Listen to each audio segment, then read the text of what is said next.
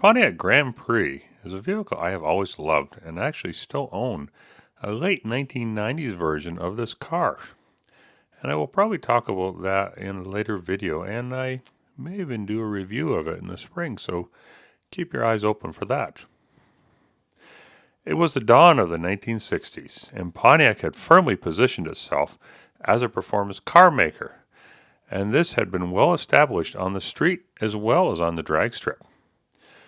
So at this time, Pontiac designers were looking to market a car that offered a sophisticated style, performance, and luxury.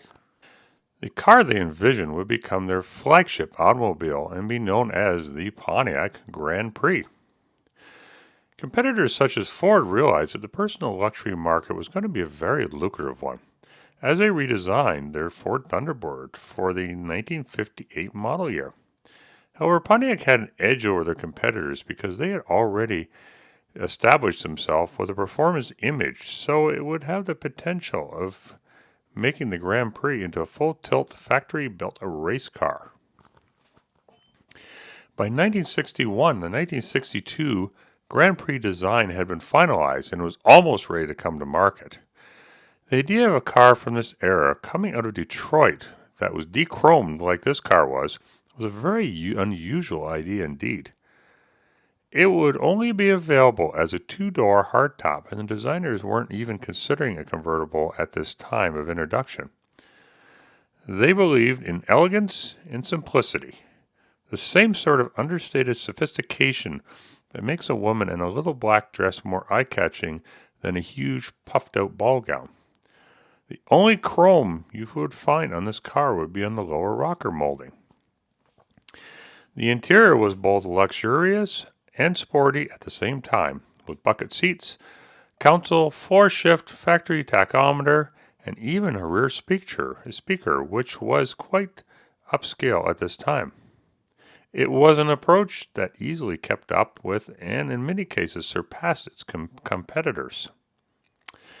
When the car finally came to market and made its debut in 1962, this car would have its own springs, which would drop the ride height, and the absence of the chrome in this car would give the illusion that it was even lower to the ground than it actually was. The engines available for that year would be the economical 389 cubic inch V8, which put out 230 horsepower and 380 pound-feet of torque, but it was only available as an automatic. Buyers looking for more ponies could opt for the 389 Tri-Power, which put out 318 horsepower and was available in both automatic and manual transmission. The next two engines up in the performance ladder were the serious performance power plants that were based on the heavy-duty block and special high-performance camshaft. The Tri-Power version of this engine was rated at 348 horsepower and 430 pound-feet of torque. This would end up being the top street engine, but not the top engine overall. Although it was not that popular, it was a real powerhouse. A 421 Super Duty race engine was available for the Pontiac Grand Prix. It was equipped with dual Carter AFB 4 barrels and sporting an 11-to-1 compression ratio. This engine was rated at 405 horsepower and 425 pound-feet of torque, which were very impressive numbers for the early 1960s.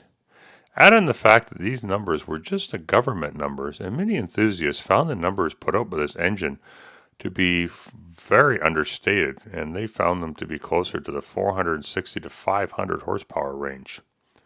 However, only 16 of these were ordered with this engine, and it is reported that 2 have been recovered since, and there are 2 more that reportedly exist according to government records.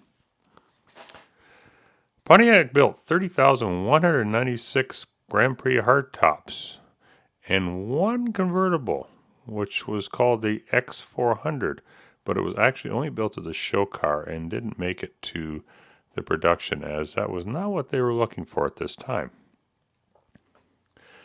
There was also a little-known option that did appear in late 1962, which was a 421 engine that put out 320 horsepower. This engine was reportedly an early version of an engine that would appear in the 1963 model year. So this would be the beginning of a long era for Grand Prix in the Pontiac lineup. So stay tuned for the next episode, which will explore the Grand Prix starting in the 1963 model year and beyond. And I will continue this series if there's interest right up to the 2007 model year. Did you like this video? If you did, please take a moment to like the video below, subscribe to the channel, and let me know in your comments below if you would like to see me continue this series. Thank you for watching and have yourself a great day. Don't forget to like the video before you leave a comment below, subscribe to my channel, and hit the notification bell so you'll be notified of any upcoming videos. Thank you for watching and have a great day.